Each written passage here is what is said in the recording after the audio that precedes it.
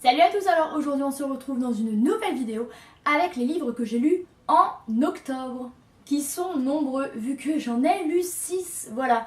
Je crois que ça doit être un de mes records depuis juin à peu près. Je relis beaucoup et je suis très fière de moi, du coup on va commencer tout de suite parce qu'il y en a beaucoup. Donc le premier livre que j'ai lu, il s'agit de Maestra de L.S. Hilton. J'en avais entendu parler sur la chaîne de Colline qui l'encensait vraiment. Du coup, je me suis penchée sur son cas.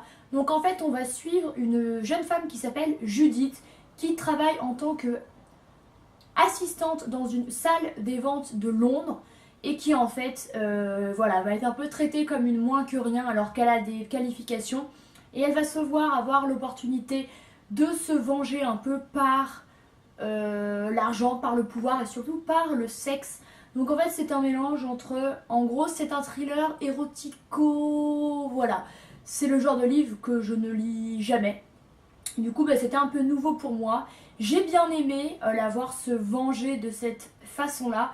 Mais ce n'est pas pour autant qu'on a de l'affect pour elle, vu que c'est quelqu'un d'assez froid, enfin qui ne ressent rien. En gros elle couche avec 10 000 personnes et on a l'impression qu'elle s'en fiche, voire elle y prend du plaisir. Donc c'est assez éloigné de moi, du coup j'avais un peu du mal, mais c'est un roman tout de même assez palpitant. On va la suivre dans plein de villes d'Europe, voilà, la voir avoir de plus en plus d'argent et de se venger de son licenciement qui était pas très juste quoi. Et voilà, un livre assez sympa et je pense que je lirai la suite quand elle sera adaptée en poche. Second roman que j'ai lu, il s'agit de En un monde parfait de Laura Kazishke. Donc récemment, je vous ai proposé une vidéo focus sur l'auteur parce que c'est une auteure que j'adore. Du coup, j'ai lu un de ses livres, dont celui-ci dont je vous parlais du coup dans la vidéo, mais un tout petit peu. Donc là, je vais vous en dire un peu plus. Donc en gros, c'est l'histoire de Gisèle, qui est une ancienne hôtesse de l'air, qui a dans les 30 ans, qui n'a jamais été mariée au grand désespoir de sa mère, qui désespère un peu de voir sa fille toujours célibataire et sans enfant. Et un jour, elle va se voir offrir sa main par Marc, un pilote très beau, voilà, que toutes les femmes admirent. Et en fait, elle va devoir, enfin, elle va se retrouver avec les enfants de son mari à élever parce que clairement, lui va garder son emploi. Il va toujours être à l'autre bout du monde pour le travail. Elle va quitter son emploi pour s'occuper d'eux. Donc au début, elle n'est pas très bien reçue par les enfants, surtout par la fille cadette qui s'appelle Sarah. Elle va vraiment être très froide avec elle. Mais voilà, ça va aller un peu mieux. On va suivre aussi donc sa vie, sa nouvelle vie là-bas, en pleine épidémie parce que le monde va se voir avoir une épidémie. Du coup, c'est un peu le bazar. Son mari va être bloqué à l'autre bout du monde. Ils vont pas se voir pendant plusieurs mois. Il va y avoir une famine un peu. Donc voilà, toujours une ambiance assez sombre et lugubre, propre à l'auteur. Ce n'est pas une lecture dont on sort très joyeux et tout, mais c'est vraiment intéressant et assez addictif. Troisième livre que j'ai lu, il s'agit de Moi, Malala, donc en gros l'histoire de la fameuse jeune femme pakistanaise ayant reçu le prix Nobel de la paix en 2014. Donc voilà, qui nous raconte son histoire de son enfance à son adolescence jusqu'à son arrivée en Angleterre avec sa famille. Vu que Malala, il faut savoir qu'elle a toujours voulu aller à l'école, elle est toujours allée à l'école grâce à son père qui était un homme moderne pour le pays, qui s'est toujours battu pour construire des écoles pour l'éducation des petits enfants et notamment des filles qui étaient encore chose peu courante au Pakistan.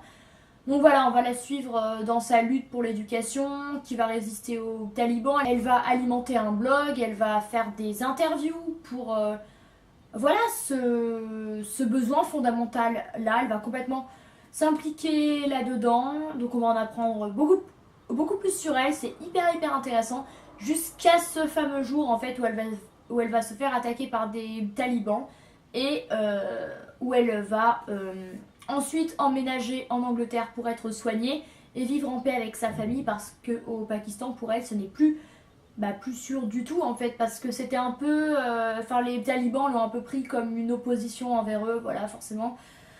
Bref, mais ce qui est dingue, c'est que malgré ce fait-là, qu'elle était un peu interdite d'école pendant un moment par le régime des talibans en fait, et ben elle garde foi en sa religion, elle garde en foi en ce quoi elle croit, et c'est vraiment très beau, et c'est vraiment touchant et très intéressant comme récit, et j'avais vraiment envie de le lire et de vous en parler, et honnêtement je vous le conseille grandement. Quatrième livre que j'ai lu, il s'agit de La vie devant ses yeux, encore de Laura Kazishke, parce que oui, j'en ai lu quasiment 2 coups sur coup. Donc cette fois-ci, on va suivre une femme qui a la quarantaine, qui s'appelle Diana, qui est mariée à un homme qui s'appelle Paul. Ensemble, ils ont une petite fille qui s'appelle Emma. Donc tout va bien pour Diana, c'est une femme comblée, qui est particulièrement heureuse d'être en vie, parce qu'on va le découvrir au tout début du roman. En fait, lorsqu'elle était plus jeune, donc au lycée, elle était dans les toilettes avec sa meilleure amie, elle discutait, et là, subitement, est arrivé un jeune homme avec un pistolet qui a tiré sur son amie. Et en fait, il faut savoir que il leur a dit, je vais tirer sur l'une d'elles. L'une a dit, bah, ne me tue pas, tue l'autre. Et c'est Diana, en fait, qui a dit ça. Donc elle est un peu responsable de la mort de son amie Maureen, chose qu'elle n'a jamais complètement digéré, donc normal, c'est tellement tragique et tellement horrible. Et en fait, là, donc on la suit 20 ans plus tard avec son mari, sa fille. En fait, vraiment, réalité et rêve vont se mélanger. Il y a plein d'événements qui vont survenir dans le livre dont on n'est jamais certain qu'il s'agisse de la réalité. On voit vite que Diana est très perturbée à... Ben voilà, elle mélange les deux, ce qui est totalement compréhensible. Je pense qu'elle aurait vraiment dû aller voir une psy. Et voilà, c'est hyper intéressant, assez violent quand même parce que un chapitre sur 2, il s'agit d'un flashback avec son amie. On comprend mieux comment elle en arrive à être comme ça, comment la situation en est arrivée là, donc comment ce jeune homme a pu vouloir les menacer à ce point-là. C'est vraiment, mais encore un roman très sombre, mais encore plus dans le fantastique que les autres que j'ai lus, pour le coup. Livre suivant et l'avant-dernier, il s'agit de Carnet de route de Marie Lopez, donc le fameux second livre et premier roman de Marie, donc aka Enjoy Phoenix. Elle avait annoncé sa sortie lorsqu'il est sorti. Il a été adapté très récemment en poche, du coup je me suis dit que j'allais le lire vu que j'étais assez curieuse. J'avais déjà lu son premier que j'avais bien aimé, j'avais fait un article sur le blog que je vous laisserai en barre d'infos. J'ai fait un article sur celui-ci que je vous laisserai également en barre d'infos. Et honnêtement, j'ai vraiment beaucoup aimé. Alors, il a été assez critiqué. Les rares critiques que j'ai vues sont négatives. Je sais pas, je pense qu'ils ont dû se dire c'est une youtubeuse qui a écrit, c'est un peu facile, c'est un peu nul, c'est un peu tout ce qu'on veut. Sauf que moi, j'ai vraiment trouvé que ça tenait la route, c'était très bien écrit. Mais parlons plutôt du pitch. Donc en fait, c'est 5 personnages qu'on va suivre tout au long du récit. Ça se passe dans une auto-école, vu qu'en fait, elle l'a écrit à peu près au moment où elle passait son permis, donc elle a dû s'inspirer de ça pour écrire ce livre-là. Donc il y a Antoine qui est le moniteur d'auto-école, Gaspard, un des élèves qui a 70 ans, qui est un ancien prof d'université, il y a Marco qui est un jeune homme un peu mystérieux, Éléonore qui est une jeune étudiante avec le cœur brisé qui a des problèmes d'alimentation, et Charlie qui est une jeune youtubeuse de 20 ans. Donc voilà, donc ces 5 personnages là vont être amenés à se rencontrer, à discuter, à se découvrir, à échanger.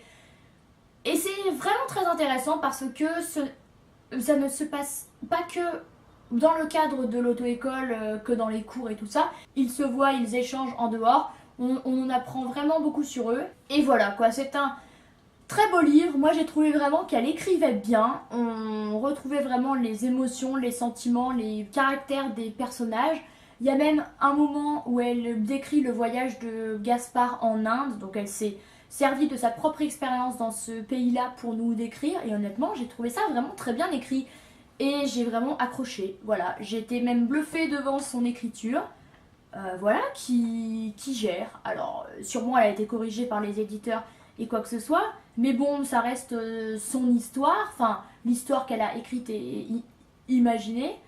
Voilà, moi j'ai trouvé ça vraiment très, très beau. C'est un peu un roman d'apprentissage, de voilà, comment les gens évoluent et ce qu'il y a de bien. c'est qu'on retrouve un peu d'elle dans les deux personnages féminins. Du coup, on en apprend aussi un peu plus sur elle. Je pense qu'elle y a mis un peu tout son cœur. Et voilà, c'est très beau, c'est... Voilà. Et le dernier livre que j'ai lu, il s'agit de La Servante écarlate de Margaret Atwood. Alors lui, je l'ai littéralement adoré, et pourtant il est assez épais, mais je l'ai lu vraiment très vite, puisqu'il se lit vraiment vite.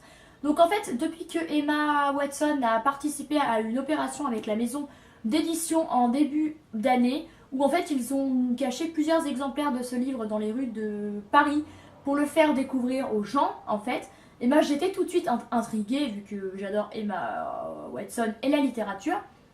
Et donc je me suis penchée sur ce livre-là, qui a été écrit dans les années 1980, donc qui est assez contemporain. Et en fait, il s'agit d'une société dystopique, donc ça veut dire que ce n'est pas la réalité, c'est une réalité future qui bascule mal, vu que en fait, c'est une société dans laquelle quasiment plus aucune femme n'est fertile. Du coup, il y a un problème de reproduction, quoi. Et en fait, les rares femmes qui vont l'être vont être mises au service d'un couple de riches qu'on appelle le commandant et la femme du commandante. Et en fait, elle va elle va procréer avec le commandant pour obtenir une descendance au couple. Donc en gros, si un jour elle arrive à être enceinte dans une période de 1 an, et elle donne son bébé au couple et ciao. Donc 1 an plus tard, il me semble que si les femmes n'ont pas réussi à être enceintes, elles sont dégagées et elles sont considérées comme des anti-femmes. Ça veut dire qu'elles ont encore moins d'identité et encore moins d'existence, vu que là, elles habitent dans le couple, mais elle a le droit de rien faire, à peine de sortir. Elle doit être vêtue d'une certaine façon, cachée. Le visage aussi, personne n'a le droit de la regarder, elle n'a rien le droit de faire. C'est une société vraiment particulière et qui opprime les femmes d'une façon assez dingue. Mais du coup, c'est un roman féministe. Alors, calmons-nous tout de suite sur la définition du mot féministe. Voilà quoi, ça montre que les femmes sont opprimées, sont considérées comme des simples objets qui servent à la reproduction. Donc là, c'est vraiment la définition de la femme poussée à son paroxysme de l'horreur finalement, parce qu'elle n'est considérée ni plus ni moins que comme une vache laitière, mais c'est vraiment hyper intéressant. Et on va voir comment le personnage principal qui s'appelle Defred va essayer un peu de se sortir de là, vu qu'elle avait une vie avant, elle avait même une fille et un amoureux, et comment elle est passée de cette liberté-là, voilà, comme on la connaît aujourd'hui, où les femmes vont travailler, elles fumaient, elles buvaient, elles sortaient avec des copines, à la simple propriété d'un couple de riches. Et c'est hyper intéressant, vraiment, j'ai été happée par le roman très vite.